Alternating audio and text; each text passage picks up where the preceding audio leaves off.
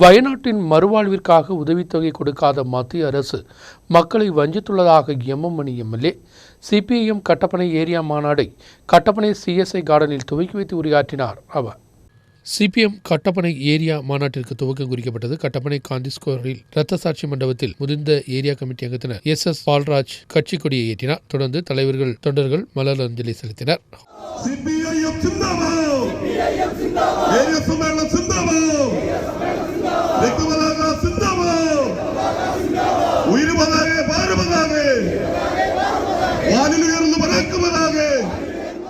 Kattappana CSI கார்டனில் மாநாட்டிற்கு துவக்கம். மோடி வயநாட்டிற்கு போட்டோ ஷூட் மட்டும் நடத்திவிட்டு சென்றதாகவும் கேரளத்தில் முழுமையாக அவகணித்த பிரதமர் மக்களை வஞ்சித்துள்ளதாகவும் காங்கிரசும் பிஜேபியும் இதனை எதிர்க்க தயாராகவில்லை என்றும் கேரளத்தில் பொருளாதாரத்தில் மிகப்பெரிய பாதிப்பை ஏற்படுத்த மோடி அரசு முயற்சிகள் செய்வதாகவும் எம்எம்மணி எம்எல்ஏ தெரிவித்தார். நரேந்திர மோடி വയനാട് ദുരന്തം ചില്ലി പൈസ ഇന്നേ വരെ തന്നില്ല.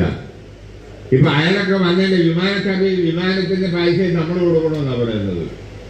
നമ്മൾ കൊടുക്കണമെന്ന് കേരള ഗവൺമെന്റ് കൊടുക്കണമെന്ന്. ചില്ലി പൈസ ഇന്നേ വരെ തന്നില്ല. മലയാള മനോരമയും മാതൃഭൂമിയും മംഗളവും മാമാങ്കവും എല്ലാം എഴുതി പ്രധാനമന്ത്രി വന്നു, കുഞ്ഞുങ്ങളെ താലോലിച്ചു. തമാശല്ല, കുട്ടികളെ താലോലിച്ചു, കൂട്ടി പാലം കിടത്തി. ഒരു ചില്ലി നയാ പൈസ പ്രിയമുള്ളവർ ഇന്നേ വരെ തന്നില്ലെന്ന് മാത്രമല്ല, ഇപ്പൊ വിമാന സർവീസ് ചാർജ് ഏതാണ്ടെല്ലാം കൂടി അങ്ങോട്ട് വലിയ സംഖ്യ അടക്കണമെന്ന് നമ്മളോട് ആവശ്യപ്പെട്ടിരിക്കുകയാണ്. വഞ്ചനാപരമായ നിലപാടാണ് സ്വീകരിക്കുക.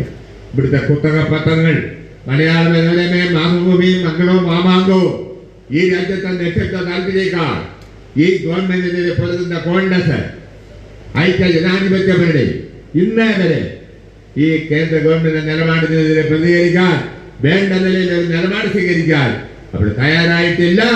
എങ്ങനെ നമ്മുടെ പ്രതിസന്ധിയിലാക്കുക?